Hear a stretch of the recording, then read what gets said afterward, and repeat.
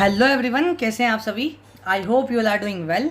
मैं हितेश दुबे आप सभी का स्वागत करता हूं आदर्श परिवार एवं आधुनिक नालंदा यूपीएससी एवं स्टेट पीएससी निःशुल्क कोचिंग क्लासेस के इस यूट्यूब प्लेटफॉर्म पे करंट अफेयर सीरीज के इस 5वें वीडियो में आज हम चर्चा करने वाले हैं द हिंदू में आए हुए एक एडिटोरियल के बारे में।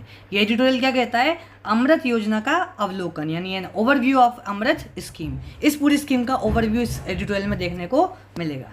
सबसे पहले देख लेते हैं हमारे लिए इंपॉर्टेंट क्यों है। यदि हम यूपीएससी मेंस में जीएस पेपर 1 देखें, सोसाइटी में एक यूनिट आती है, इसमें कहा जाता है शहरीकरण, उनकी समस्याएं और उनके रक्षोपाय। तो यहाँ पे जो अर्बनाइजेशन है उसके संबंध में यहाँ पे इंपॉर्टेंट रहेगा, क्योंकि जो अमृत स्कीम है वो फोकस करती है मेनली शहरों को, इसलिए हमारे लिए इंपॉर्टेंट हो जाता है। सेकेंडली हम देखते हैं जीएस पेपर 2 में ये आता है गवर्नमेंट पॉलिसीज एंड इंटरवेंशन, सरकारी नीतियाँ, उनका विभिन्न क्षेत्रों में हस्तक्षेप जो है वो देखने को मिलता है। तो ये भी एक सरकारी नीति है और उनका इंटरवेंशन एक क्षेत्र में, तो ये इसके लिए भी हमारे लिए इंपॉर्टेंट हो जाता है। आगे बढ़ते हैं और देखते हैं कि एडिटोरियल क्या कहता है। इस एडिटोरियल में क्या बताया गया है? इस एडिटोरियल की शुरुआत में ये बता दिया गया है कि भारत में यदि 100 लोग रहते हैं तो उन 100 लोगों में से 36 लोग जो हैं वो शहरों में रहते हैं, यानी टोटल आबादी का 36% आज हमारे यहाँ कहाँ रहता है? शहरों में रहता है।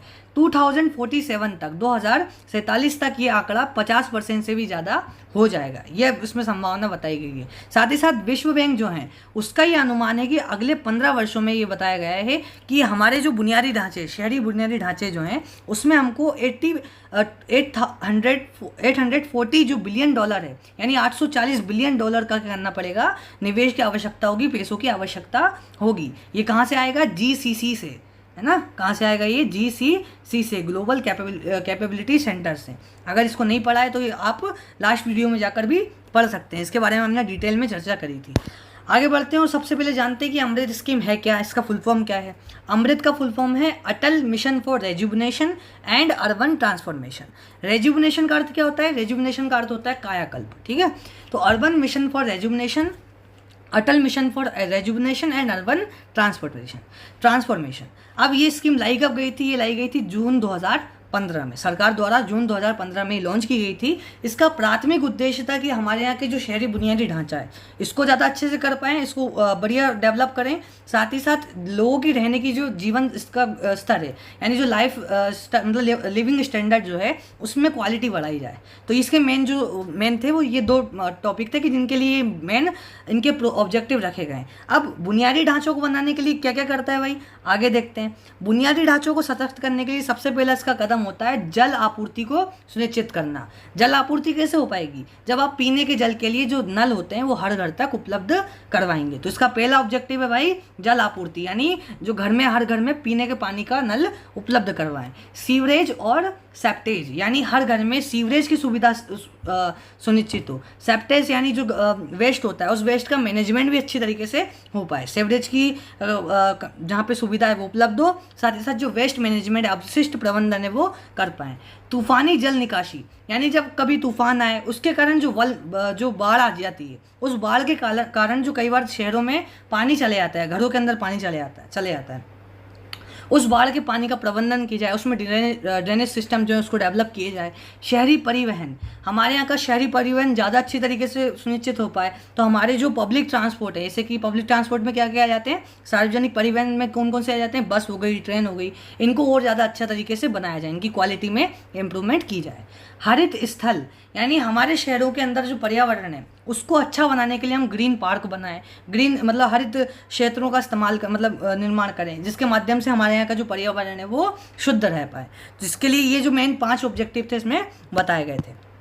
आगे देखते हैं इसकी फंडिंग और यूटिलाइजेशन, यानी इसमें जो पैसे इसको मिलते हैं और इस पैसों को वो कैसे इस्तेमाल करता है। टोटल इसको जो एलोकेशन फंडिंग का किया गया था, इसमें वो टोटल एलोकेशन किया गया था $7.4 बिलियन का। कितना? $7.4 बिलियन का। यदि हम 19 मई 2024 तक देखें तो इसमें से ये 83,357 करोड़ जो है, उतने रुपए जो हैं वो वितरित किए जा चुके हैं, जो वो करे जा चुके हैं, एक तरीके से चीज़ों के लिए इस्तेमाल करने के लिए यूज़ किए जा चुके हैं। अब उनमें किन किन चीज़ों में इस्तेमाल करा है? इतने नल लगाए भाई, है ना, जो 58 लाख के करीब जो है नल लगाए हैं, इसमें 37 जो है इतने सीवरेज कनेक्शन दिए गए हैं, साथ ही साथ 2400 जो है पार्क का विकसित किया गया है, इतने जो LED लाइट्स वगैरह जो होती हैं रोड वगैरह में को बदला गया है। ये सारी जो काम है इस पैसों के द्वारा किए गए, इनकी यूटिलाइजेशन की गई है। अब देखते हैं भाई इसका इम्प्लीमेंटेशन, इसका क्रियान्वयन करता कौन है।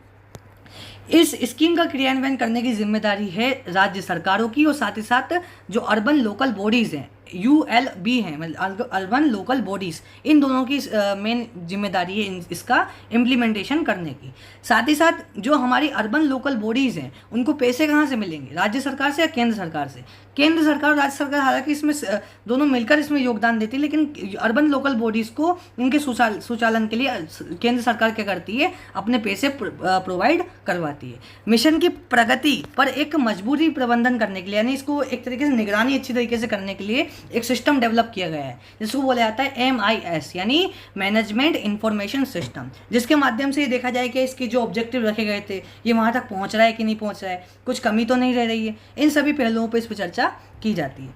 नेक्स्ट आगे देखें तो हम देखेंगे इसमें कि आज अमृत 2.0 है, वो क्या है। अमृत 2.0 इसी की सफलता को देखते हुए, यानी अमृत जो मिशन था उसी की सफलता को देखते हुए हमने इम्प्लीमेंट कर दिया था वर्ष 2021 में, इसको लॉन्च कर दिया था। और इसका मेन कॉन्सेप्ट क्या था, मेन ऑब्जेक्टिव था सर्कुलर इकोनॉमी को डेवलप करना। सर्कुलर इकोनॉमी अगर आपको नहीं पता हो तो लास्ट वीडियो में हमने उसकी चर्चा करी है, आप उस पर जाकर देख सकते हैं। इसका उद्देश्य जो था मुख्यतः क्या है, रिसाइकल रीयूज़, यानी जो पानी है उसको रिसाइकल किया जाए, उसको रीयूज़ किया जाए। तो ये बढ़ते हैं और देखते हैं कि आज की वर्तमान की रियलिटी क्या है, मतलब वर्तमान में स्थिति क्या क्या स्थितियाँ बनी हुई हैं, दिक्कतें चैलेंजेस क्या क्या है हमारे पास। पहला है उच्च मृत्यु दर, हाई मोर्टेलिटी रेट।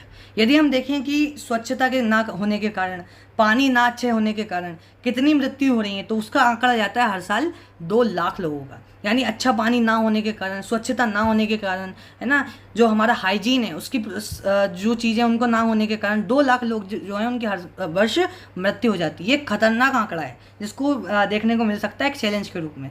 नेक्स्ट है रोगों का बोझ।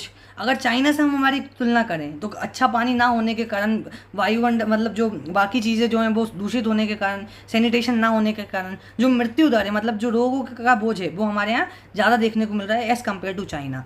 नेक्स्ट देखें तो हम देखेंगे कि हमारे यहाँ का जो अपशिष्ट जल प्रबंधन, यानी जो वेस्ट वाटर मैनेजमेंट है, वो भी ज़्यादा अच्छा देखने को नहीं मिल रहा है। जल संकट जो है वो देखने को मिल रहा है। कई ऐसी जो जल बॉडीज़ हैं, यानी जो हमारे जलाशय हैं, यानी जो वाटर बॉडीज़ हैं, वो क्या है, अब उनके ग्राउंड वाटर नीचे चले आ रहे हैं। कई शहरों को ऐसा बताया जा रहा है कि अगले कुछ समय तक क्या होगा, उनका जो वाटर लेवल होगा वो तो ज़ीरो हो जाएगा, यानी उनके पास पानी नहीं बचेगा। आगे देखिए शहरी जल और स्वच्छता। शहरी जल और स्वच्छता के मामले में शहरी परिवारों के एक बड़े हिस्से के पास पाइप से पानी और सीवरेज कनेक्शन नहीं है। यानी अधिकतर अभी लोग हमारे यहाँ कैसे हैं जिनके पास पाइप से भी पानी आने की सुविधा नहीं है। साथ ही साथ सीवरेज कनेक्शन जो है वो भी उनके यहाँ देखने को नहीं मिलता है। कई लोगों को पानी भी मिलता है तो उनकी आवश्यकता के अनुकूल जितना पर्याप्त पानी होना चाहिए उतना औसत पानी भी उनको नहीं देखने को मिल रहा है। आगे बढ़ते हैं और देखते हैं कि एयर पॉल्यूशन में इसका क्या प्रभाव है। एयर पॉल्यूशन जो है क्या उसको करने में ये सकारात्मक हो पाया है। अगर आपको उसको देखना है तो कहाँ चले जाओ भाई, दिल्ली चले जाओ। दिल्ली का जो एयर क्वालिटी इंडेक्स है उसको देख के आपको समझ में आ जाएगा कि जो अमृत 1.0 था वो इस चीज़ को, यानी वायु प्रदूषण को रोकने के लिए विफल रहा है। ठीक है, तो ये पूरा चैलेंजेस है वर्तमान के हमें देखने को मिल सकते हैं। इस स्कीम की क्या शॉर्ट कमिंग्स थी, यानी जो स्कीम हमारी लाई गई थी इसमें क्या क्या कमियाँ रह गई थी जिनको सुधारने की आवश्यकता है। पहली कमी थी भाई समग्र योजना का अभाव, यानी एक हॉलिस्टिक अप्रोच का मतलब यहाँ पे अभाव था। हमें चाहिए था कि सरकार क्या करे, एक हॉलिस्टिक अप्रोच रखते चले, कुछ अपने आप को सीमित ना कर ले 2-3 क्षेत्रों में, एक हॉलिस्टिक अप्रोच लेके चले। तो हमें क्या करना था, समग्र योजना को इसमें अभाव जो है बताया गया, इस जो आर्टिकल है उसमें बताया गया। नेक्स्ट देखें तो बताएंगे कि इसमें हितधारकों का अपर्याप्त भागीदारी। जो हमारे यहाँ के हितधारक हैं उनकी भागीदारी इस योजना में कम देखी जा रही थी। यानी जो हितधारक में स्टेक होल्डर्स में कौन कौन से आ जाते हैं, सरकार के साथ साथ आ जाता है जो हमारे यहाँ के जो लोग हैं, जो पब्लिक है वो आ जाती है। यानी पब्लिक की भागीदारी इसमें कम देखने को मिल रही है। क्रियान्वयन में इसमें देरी देखने को मिल रही है। निधियों का कम उपयोग हो रहा है, जितनी निधि इनके लिए दी गई है उतनी निधियों का उपयोग इसमें नहीं देखने को मिल रहा है। अब इसका सोल्यूशन क्या होंगे, जो दिक्कतें हैं वो इसके सोल्यूशन है भाई। पहला क्या है हमारा, बेहतर प्रशासन करना। समग्र अगर नहीं कर पा रहे हैं हम, नीति को समग्र हमारी नहीं थी, तो हम प्रशासन बेहतर करें जिसके माध्यम से हम एक होलिस्टिक अप्रोच अपना पाएँ। हितधारकों की भागीदारी को सुनिश्चित करा जाए, साथ ही साथ निधियों का कुशल उपयोग किया जाए, निधि जो है उनको अच्छी तरीके से इस्तेमाल किया जाए, परियोजना में जो देरी लग रही है उसको समय पर पूरा किया जाए, परियोजना जो चल रही है। तो ये पूरे जो थी वो एडिशनल इसके पॉइंट्स थे। तो आज के एडिटोरियल में हमने क्या समझा, हमने समझा अमृत स्कीम के बारे में, उसकी शॉर्टकमिंग्स देखी, उसमें हम क्या क्या सुधार कर सकते हैं वो देखा, उसके पूरे उद्देश्य जो थे वो देखे। तो मैं आशा करता हूँ कि इससे मन में मतलब जो टॉपिक होगा वो आपको समझ में आया होगा, और यदि इससे संबंध में कोई डाउट हो तो आप कमेंट बॉक्स में पूछ सकते हैं। आज की चर्चा की समाप्ति करेंगे थॉट ऑफ द डे से, परीक्षित भारती सर के कथन से। कथन क्या कहता है कि 10 कदम के बजाय एक ही कदम चलो, लेकिन कदम चलो और 1 सेंटीमीटर भी पीछे मत हटो। इसी को आप लिंक कर सकते हैं सीएमटी सर के एक कोटेशन से। सीएमटी सर मतलब चंद्रमोहन ठाकुर सर, जो सीओर कलेक्टर थे, उन्होंने एक बात कही थी कि आप 100 किताबें मत पढ़िए, आप एक किताब को पढ़िए 100 बार, है ना। ये आपने कई बार कहीं और भी सुना होगा आपने। तो कहने का अर्थ ये है कि यहाँ कहना जा रहा है कि 10 कदम के बजाय 1 कदम चलो। भले 10 कदम नहीं चल पा रहे हो, 1 कदम चलो, लेकिन चलना आवश्यक है, यानी 1 कदम आगे बढ़ाना आवश्यक है। और यदि अपना कदम आगे बढ़ा दिया है तो उस कदम को कभी भी पीछे वापस मत लो, 1 सेंटीमीटर भी वापस मत लो। आशा करता हूँ ये कोटेशन आपको समझ में आया होगा।